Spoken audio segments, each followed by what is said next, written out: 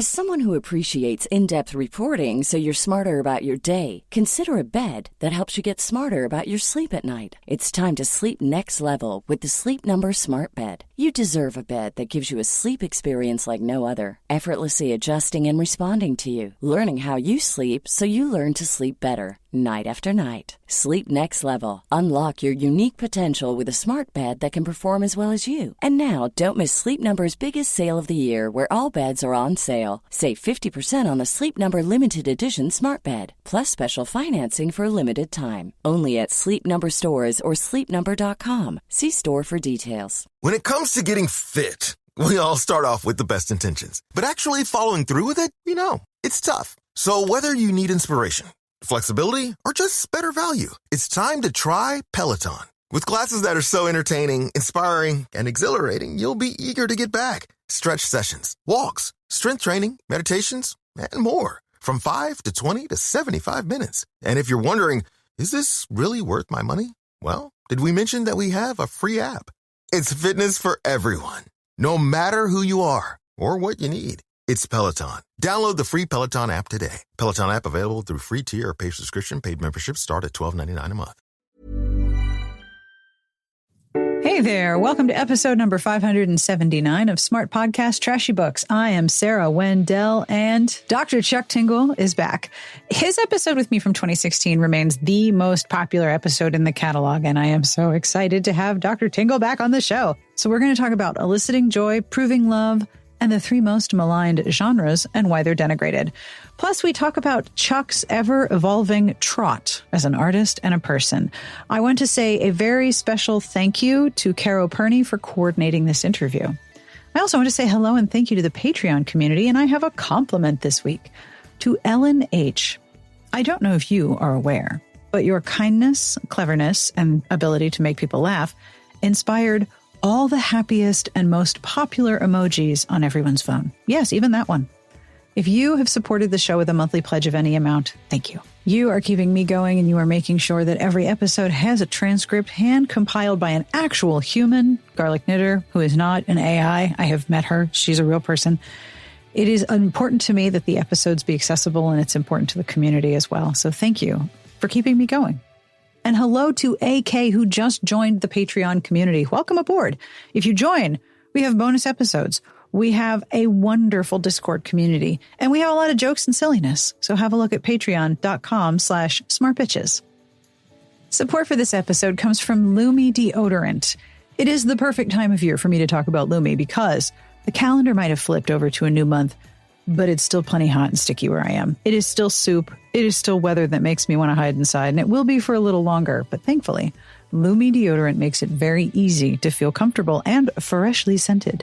And I have a special offer. New customers get $5 off Lumi Starter Pack with code SARAH30 at lumideodorant.com. The whole family over here really likes Lumi. I use the solid stick deodorant, and it is great. The toasted coconut scent is lovely, but not overpowering, and I don't ever have to reapply. I think about it once a day and only once a day. Not only do I like Lumi, but my teenagers do as well. How does it work? Well, some products try to mask odor with a fragrance, but Lumi is formulated and powered by mandelic acid to stop odor before it starts. It's more like a pre-odorant. Lumi can control odor for up to 72 hours. It's a first-of-its-kind deodorant, too. It was designed to be safe to use anywhere on your body, even your feet. Lumi was developed by an OBGYN, and it's aluminum and paraben-free, skin-safe, and clinically proven to control odor for up to 72 hours. Lumi's starter pack is perfect for new customers. It comes with a solid stick deodorant, cream tube deodorant, and 2 free products of your choice, like mini body wash and deodorant wipes, plus free shipping. As a special offer for listeners, new customers get $5 off a Lumi starter pack with code SARAH30 at lumideodorant.com. That equates to over 40% off your starter pack when you visit lumideodorant.com and use code SARAH30. Support for this episode comes from Wattpad. You might recognize the name Anna Todd from her #1 best-selling After series. It was a massive global hit. It was made into a movie. Her appearances caused lines to form around city blocks. So you might have heard of her before, but did you know She's written a new romance trilogy. It's true. The first 2 books in The Brightest Stars are out now. And if you are looking for some late summer, hey, it's still hot and maybe I can go to the pool type of reading, listen up. Set against the backdrop of a military base, both books feature emotionally powerful stories about slowly falling in love with another person and with yourself. Colleen Hoover is a massive fan of Anna Todd's heart-stopping new trilogy. She raved about the first book, The Falling, by saying, Anna Todd is my go-to for a story I know I'll love and characters who live in the heart long after the last page is turned. You can find The Falling and The Burning by Anna Todd and buy your copies wherever books are sold. All right, it's time for me to talk to Chuck Tingle, which is always a lot of fun. On with the podcast. Yes. Oh, dang. I am Chuck Tingle, author of erotica and romance, and now, for the last couple of years, actually, horror. Camp Damascus is my first traditionally published horror novel.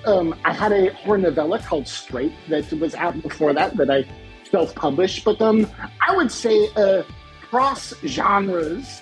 But sticking with the LGBTQIA themes is what I would say. Absolutely true. And you have been publishing Tinglers for a very long time. You and I first spoke, I think it was 2016. We did an interview. Wow. Oh, this is so exciting. I am so happy to be here. And it's very moving. I think that at this point, putting out first traditionally published novel, there's a lot of reflection and a lot of just I've been having big good feelings, seeing the way that things have kind of changed, and the perception of me and my work has changed a lot. I think honestly, I will say, to give you credit, and one of the reasons I'm so happy to come back is I feel like you were always taking me seriously and at least understanding that what I was creating was from a place of love. I mean, we all have our own interpretations of art, but you were always a very strong proponent from the very beginning, and I appreciate that. So this is another full circle. I'm so happy to be here. Oh, that's really nice of you to say. And absolutely, we have been longtime supporters of the Tingle universe, particularly because what you're doing is blending absurd silliness with really thoughtful commentary about whatever it is you're writing a Tingler about. You're actually informed about what you're talking about, but you're also, forgive the language, injecting it with a significant amount of silliness and absurdity, which is like exactly the intersection of my sense of humor. So absolutely, we want to support this. Plus, you're writing consensual, erotic, queer, short stories effectively. I mean, why wouldn't we support that? That's friggin' awesome. Yes. And it's so interesting. I guess with all art, even the artists themselves is kind of picking. I understand it when I create it, but then I learn more about it as it goes. Oh, yeah. And I think that there is so much sincerity in Tinglers, despite them being objectively absurd, that I've kind of come to terms with that maybe that is satire, but it is sincere satire. Yes. And I think years ago, I couldn't articulate that those two things could be possible. So that's just my journey. We're always on journeys, you know. Oh, it's true. And you don't necessarily know what you think until you read back something that you've written and think, oh, yes, okay. I call it the crock pot in the back of my brain. I just chuck ideas back there and they cook for a little while. And then, oh, here's a fully formed idea that you can write. And it's almost in order. I don't ever write in order, but that's how it happens. Wow. It goes in the crock pot, then it comes out. I love that. That is exactly my process too. I think we might share a process. I think we do.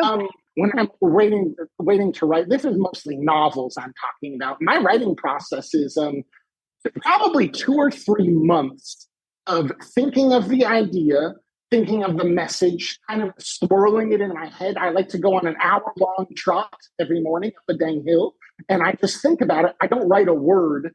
And then after about 3 months, when I like to say, when I can tell the story off the top of my head, like I'm sitting around a dang campfire and I just know it like that. Then I sit down and write. And when I write it, it only takes about a month because I'm just writing the story that I know very well. Maybe you could say it's been simmering in the crock pot. Yep. Is that kind of similar to how you just think of it and let it sit and simmer and then it just comes out? Pretty much. And I struggle with this, and I wonder if you do too. I struggle with when I am writing, responding to something that is happening right now because I haven't had enough time to cogitate on the larger issues that are nagging at me.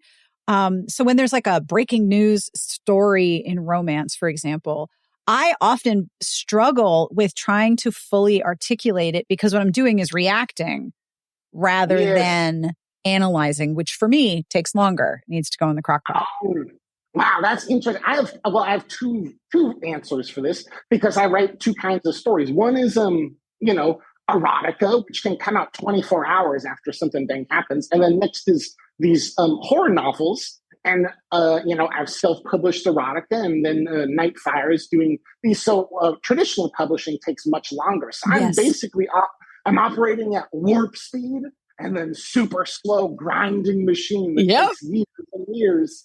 And I feel very fulfilled because I'm allowed to do both. I think that the way that I write Tinglers, I don't have that hesitation because I kind of think artistically there is no perfect. I've had to learn that, and that's been part of my process. And so, I mean, all of the Tingleverse is kind of a rejection of that and saying, I'm going to capture the moment as I feel it right now. Yes. So they are kind of intentionally messy. They are intentionally the first thought that comes out. And I think, fortunately, I guess I am analytical enough that there's a coherent something there.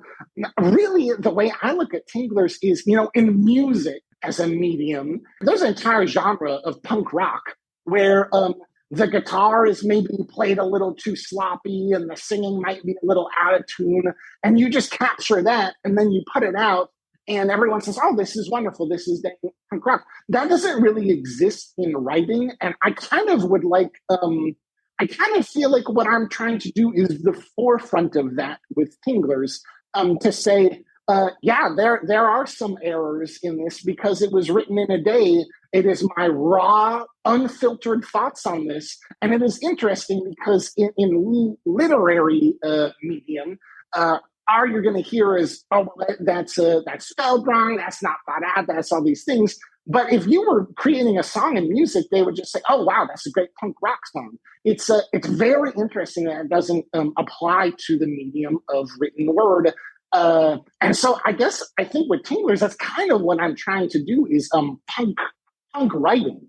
And then for my longer form things, I'm still doing that. But what I found is that with I was kind of worried about Camp Damascus as far as, wow, I wrote that 2 years ago. How much are these issues going to really apply? I'm so used to a 24-hour turnaround. But the thing is these issues are systematic. Yes. The oppression of LGBTQIA people, the tactics that conservatives use, are exactly the same. If you look at what's being said about trans people right now, it's just the same. It's repeating on a wheel. So it's interesting that what I was worried about was, oh, this won't apply anymore. And then I kind of realized, well, conservatives are never going to come up with a new tactic. It's going to be the same. So these issues just kind of become systematic and sad for reality. But as far as the art goes, it does make it very current, no matter when these things come out. It's true. Now, I have some questions from members of my Patreon community who were extremely excited that you are back on the show. And Brawler, who just read Camp Damascus, said, quote, I'd like to know whether you've had experiences of your own with anti-LGBTQ religious communities as a young person. Some of the details of the church were very familiar. Like you said, it's a familiar map.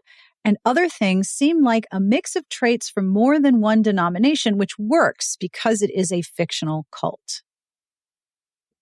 Well, what's interesting, I've been kind of honored in that a lot of the reviews say, wow, there's no way Chuck, I guess we've learned something about Chuck. He must have been, grew up evangelical.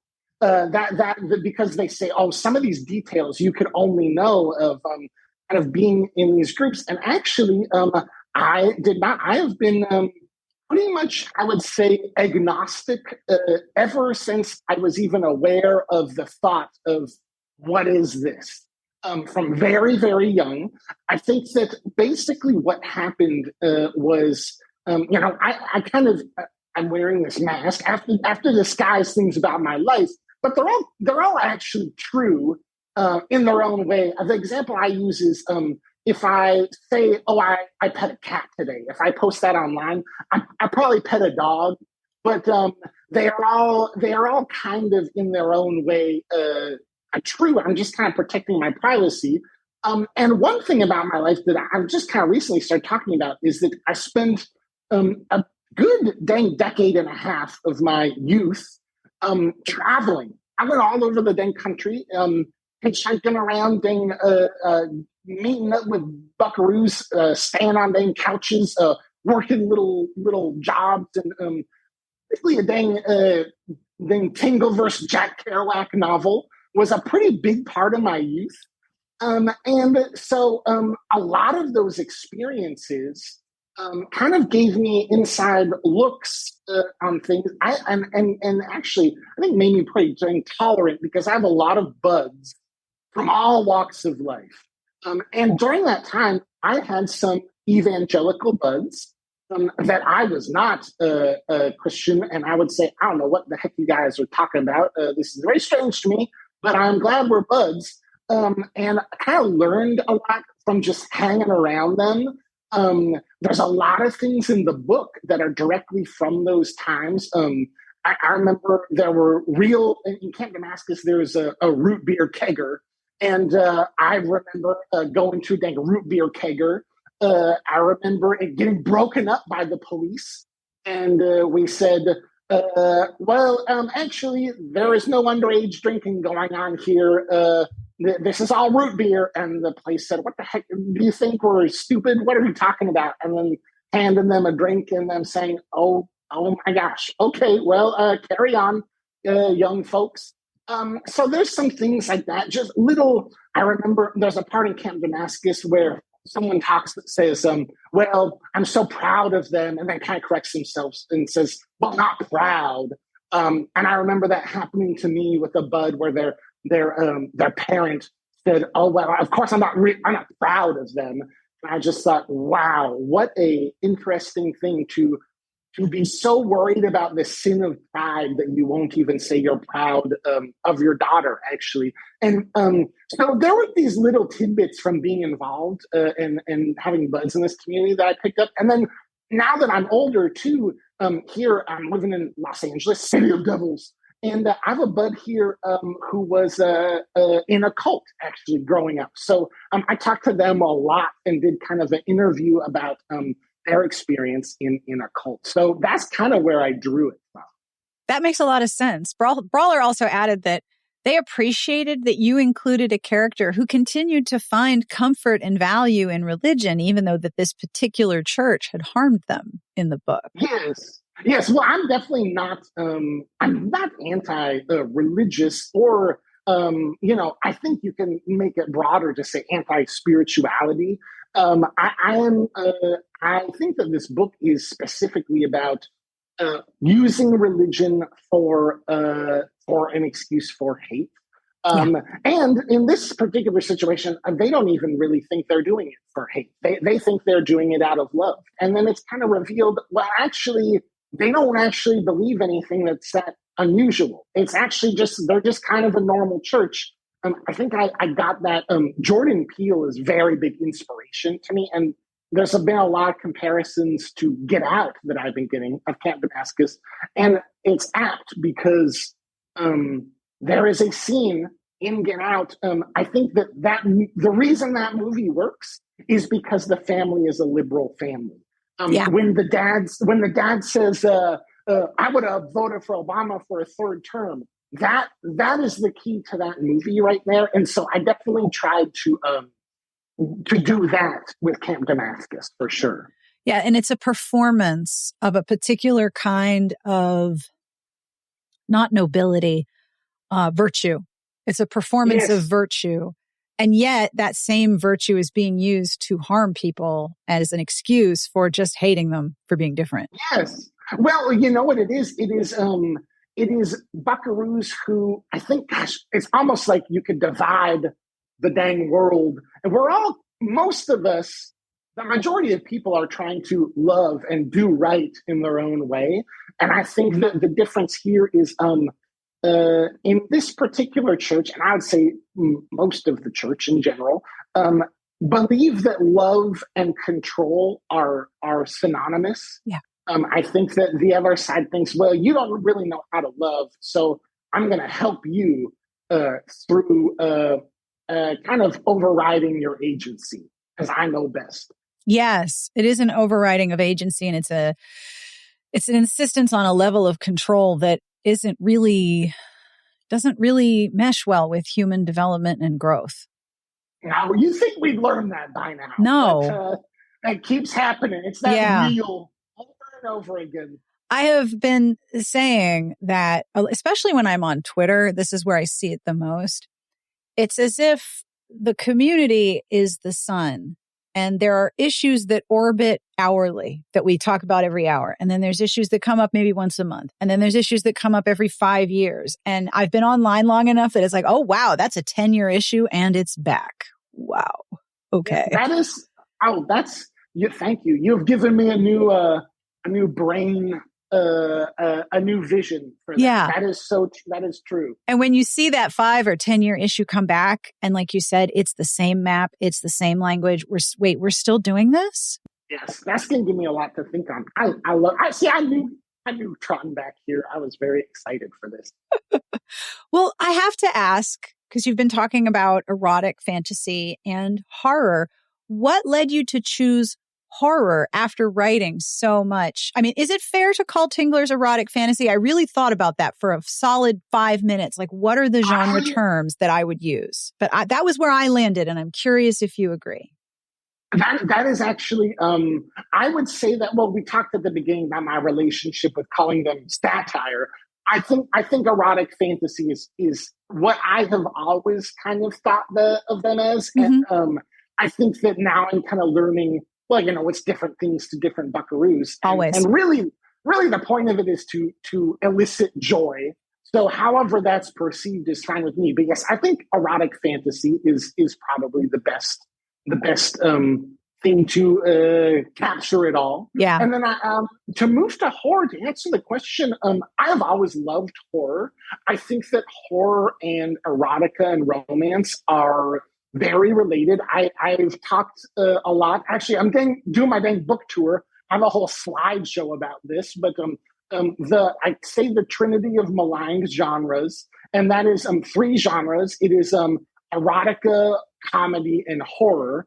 I kind of see them related because they are looked down upon in a sort of maybe the snooty literary minds of a sort of, I'm doing air quotes for listeners, intellectuals. If you enjoy any of these genres, they are not serious or real art. Yeah. And so I'm sure, this is a big romance. So everyone listening to this knows what that's like for romance. Oh. It is the same with comedy and horror, and to various degrees. And I think that the reason for that I have found is because those elicit reactions of the body. Oh, that's a really interesting theory. I was just going to say, you're talking about sex and arousal, love, laughter, and fear, which are all, they're all physical responses. That's very true.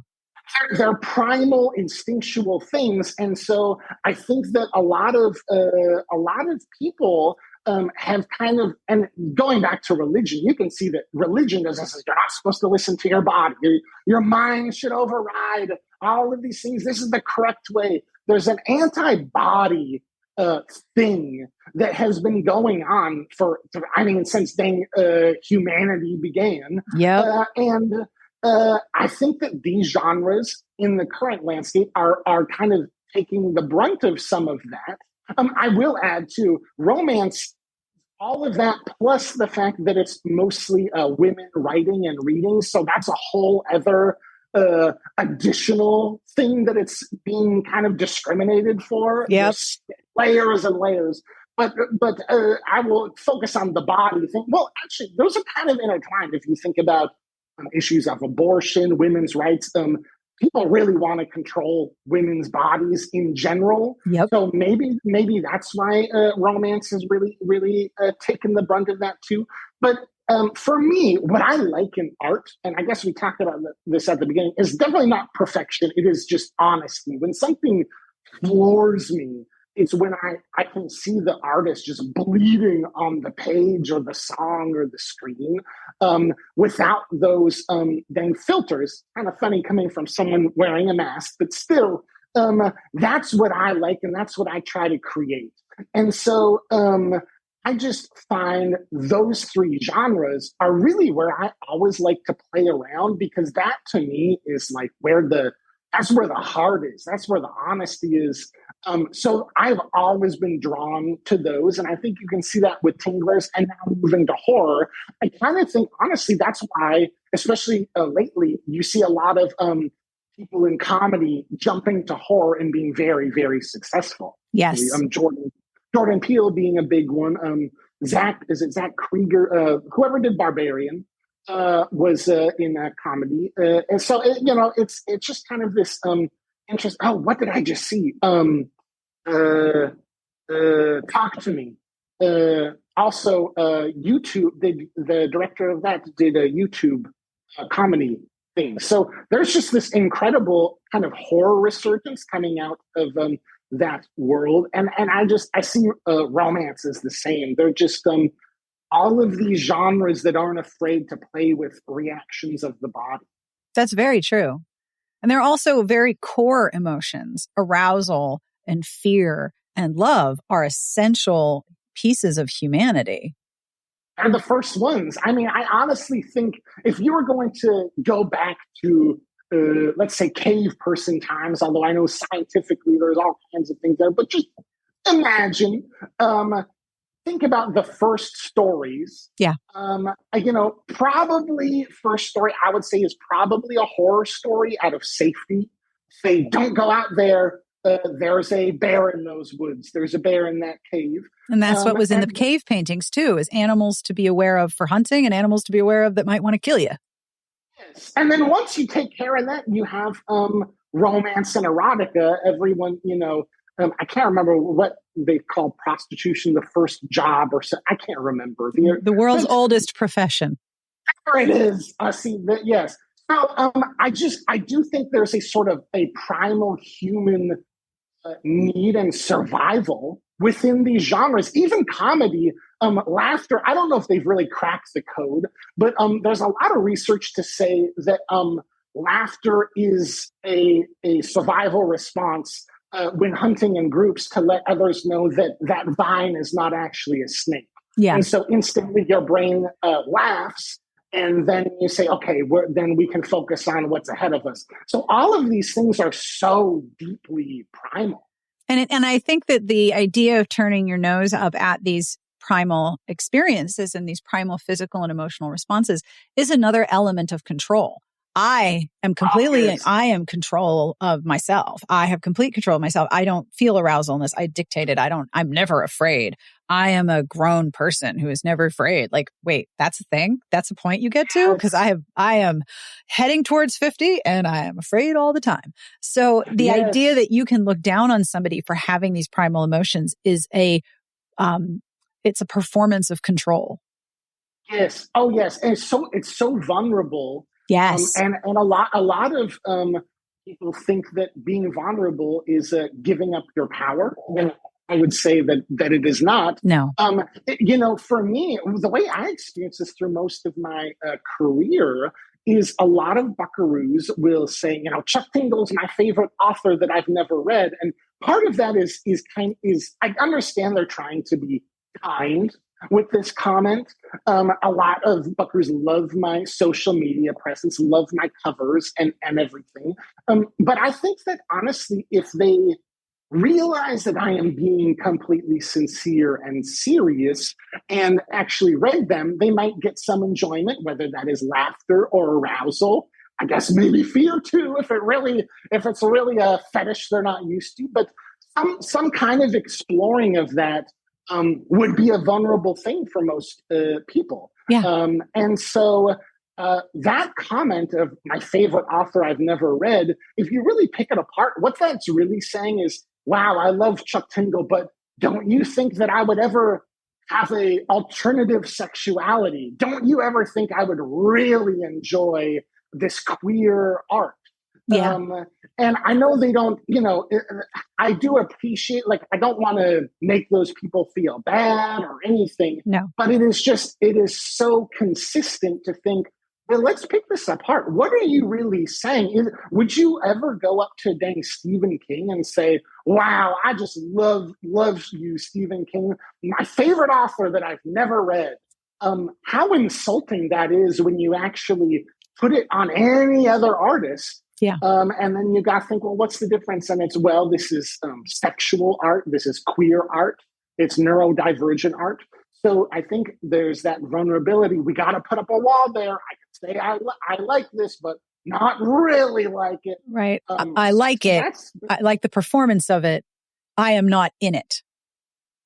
Exactly. Yeah. So I experience this all the dang time. I think that's why it's such an important trot for me and such a big part of my art is that's kind of what this whole thing has been about. So to take it back to the full circle nature of everything, with a traditionally published novel, what I'm seeing is interesting to see buckaroos who have always loved what I do kind of forced to take it seriously. And that in itself is bringing a lot of joy. I'm getting so many messages saying, I can't believe I saw a Chuck Tingle book sitting at the front of my Barnes and Noble. I mean, it's Camp Damascus. This is, I don't know when this will air, but as of right now, it's been on the USA Today bestseller list for 2 weeks in a row now. I know. Congratulations. Thank you. It is such a, these accolades, whatever you want to call them, whatever they mean to you. The most exciting thing about it for me is that kind of takes everything we're saying, and then you're kind of forcing buckaroos to confront that, to say, oh, wait, this is a real thing. Yeah. I think that's the best thing that traditional publishing has done for what I'm trying to create is kind of, that's a whole separate piece of art, performance art happening right now with every buckaroo that walks into a bookstore and sees big stack of Chuck Tingle books right now. Yep. What a beautiful, moving piece of art. I love just that reaction alone. That's amazing. And not only the fact that is it a new venue, but it's moving your fandom, for lack of a better word, it's moving your community from the very nebulous, nonspecific online space to physical reality. Yes, absolutely. Now, you talk online a lot about your trot and your ways of proving love. And we talked about that way back, can you believe, 7 years ago. Gosh. How has your trot evolved since then? Wow. I think that it's been an interesting journey. I put on, this dang mask. I started to create things. I knew why. I knew what I wanted to say, and I knew what the outlet was for me. But as with all art, you never really know completely.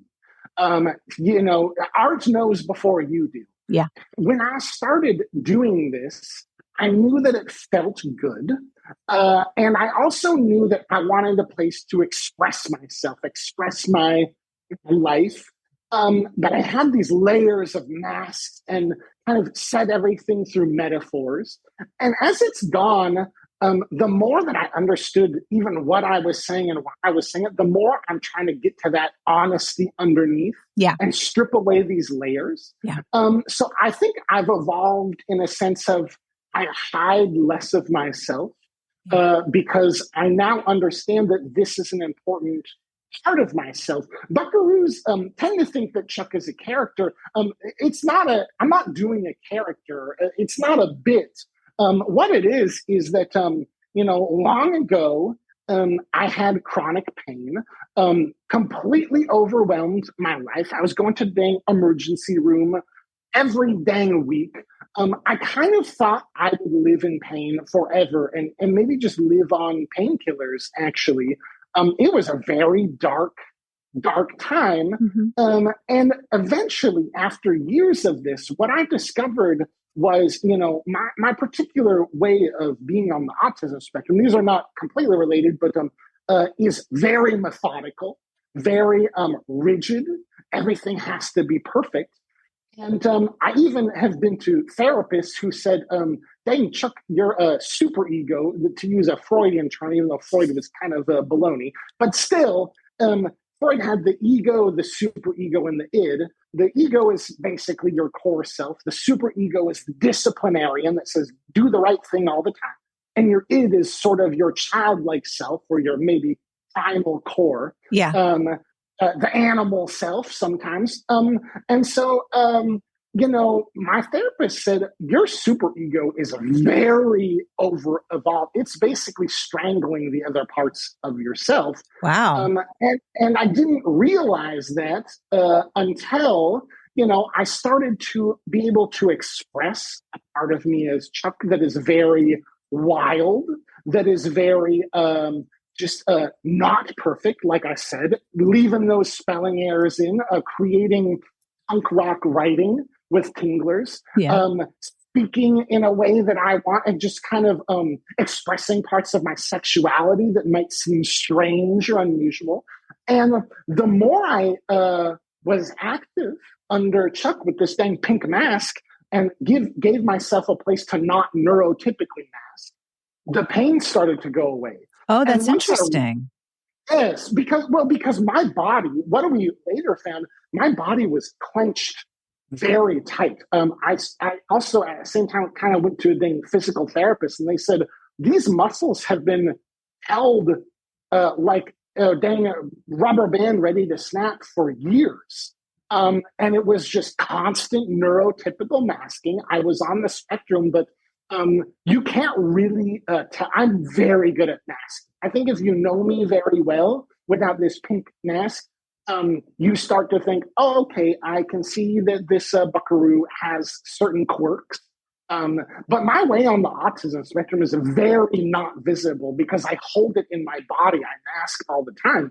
And so creating this space for me to unmask changed my life. It honestly saved my life. I don't know what I would have done just living with that pain for forever. And so I have learned what this space means for me. I think, and kind of holding this space and honoring it is giving me a chance to kind of be more, strip away the layers I don't need, still protect my privacy, but just evolve and let it kind of just be the most raw, visceral part of me. Not a character, but an expression of my core, actually. And that's just very healthy for me. So things have changed a lot. It really has evolved. Very much so. And even the way that you talk about your art has grown and changed since our last conversation as well. Which, I mean, It was 7 years ago. I know a lot more stuff about myself as well. So that's completely understandable. Yes, absolutely. What movies are you watching? What stories are you listening to or interacting with? What is in the world that you are really enjoying that you want to tell people about? The world is open, whatever you want to say. Wow. Okay. Daniel, let me think. I think that honestly, right now, if we're saying what kind of art am I interacting with, this is my first book tour. I'm doing these dang long signing lines and just actually talking to buckaroos, giving hugs, shaking hands, signing books, and then you have this little this little 20-second moment where you're sitting there signing the book and they're standing, and then you have this 20-second conversation. And I have been so fascinated by the medium of the 20-second conversation. I've been so fascinated by showing up to different cities and seeing what is everyone going to talk about. I give these presentations, and so almost the art piece that I'm interacting with right now is a live crowd. A live crowd, depending on what the city is. Yeah. The way that some pull certain things out of the art. Buckaroos will give me a bag that they made or something, and it's so kind, gifts. And I'm just thinking, wow, what a potent moment. We have this 20 seconds that our timelines are going to cross. Yep. And someone says, I'm going to put it all into this moment. Yeah. And they're writing letters, and then I take them and I open them and I read, and sometimes I cry my dang eyes out because they're so powerful. So it is almost the medium, the artistic medium, because I think everything is art, whether you're cooking yourself lunch or going for a walk in the park. I mean, breathing is art. It's you're creating a breath. And so just being thrust into these conversations where I think this person has to say everything that they feel in these 20 seconds. Yep. It's hitting me like a truck lately. And it's so powerful. It's so humbling and honoring to think that someone would care enough to make these 20 seconds count. So part of that to me is to every 20 seconds, I'm trying to give that back in return in any way that I can mentally, just really being present for each one of those. But artistically, that's where I'm trotting, is these little fragments that I've never really experienced. It's so beautiful and kind of honestly, so overwhelming that right now I feel like I'm going to start crying. But so that's the art that's getting me going. I'm sorry if that is maybe the most abstract answer to that. Not at all. But yes. But also that fits the larger theme of our whole conversation, is the idea that being present and vulnerable is art. Yes. That you know what? Thank you for saying in one sentence what I've rambled on for 5 minutes about. Yes, that is exactly it. I am experiencing such visceral honesty in this tiny amount of time, and it is knocking my dang socks off every night. It's so wonderful. Well, thank you so much for being here and being present and talking with me and creating this art for my show. Oh my gosh. Where can people find you if you wish to be found? Oh, dang. Well, Twitter is pretty much falling apart. In fact, not even called Twitter anymore. But I'm on pretty much every social media as Chuck Tingle, or sometimes, I think on TikTok I'm real Chuck Tingle. On Tumblr I'm Dr. Chuck Tingle. By the way, Tumblr is my new favorite thing. I love Tumblr. I love it so much. I love it so much. I don't know what it is about Tumblr, but just the buckaroos on there is so art focused. And then I'm trotting around on my my book tour for Camp Damascus. And if you are interested in a Tingleverse horror novel, check that out. And because it is a traditional publisher, for years under the stranglehold of Amazon self-publishing. And a lot of buckaroos would say, Chuck, I want to get your book, but I don't want to support Amazon. Honestly, part of me signing this dang book deal seems weird to think went to the big timers to make it easier for everyone to get it at their places. But now you can get Camp Damascus at any bookstore, your indie bookstore. Especially right now, it's doing well, so it's on all the dang shelves. You can go get that, and now I'm not under the Amazon stranglehold with my horror novels. So that's a good thing. That is a good thing. And that brings us to the end of this week's episode. Thank you to Dr. Tingle for hanging out with me. Thank you to Caroline Perny for setting up this interview. If you have comments or questions or suggestions, or you just want to tell me what you thought, come find us at smartbitchestrashybooks.com/podcast, episode number 579. I will have links to all of the books that we talked about and, of course, my previous interviews with Dr. Tingle in the show notes and on the website. I do have a favor to ask. Before I get to the terrible joke, which is excellently terrible, I do have a small favor to ask. I used to have reviews on Apple Podcasts. I used to have some. People said nice things. I don't have any anymore, and I don't know why. I have no idea. They're gone. Apple is a mystery and has always been a mystery, but reviews are really important. Ask me how I know. And there's a lot of podcasts for people to find. So if you are really enjoying the show and your thumbs are not busy at this moment and you would like to leave a review, I would be deeply appreciative. I know I had some. Where did they go? Please help me out. I don't know where they went. It's really baffling me. And speaking of things that are baffling, I have a terrible joke. This is from Inked Up and Sonic on Blue Sky. Yes, I am sourcing jokes from Blue Sky, and I'm on Blue Sky at Smart Bitches. This joke is especially for our Norwegian listeners like Bull. Hi, Bull. What is the difference between regular wood and Norwegian wood? Give up? Norwegian wood is a fjordable.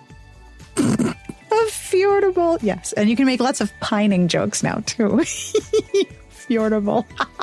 On behalf of everyone here, we wish you the very best of reading. Have a wonderful weekend, and we will see you back here next week. Smart Podcast, Trashy Books. This here show is part of the Frolic Podcast Network. You can find outstanding podcasts to subscribe to at frolic.media/podcasts.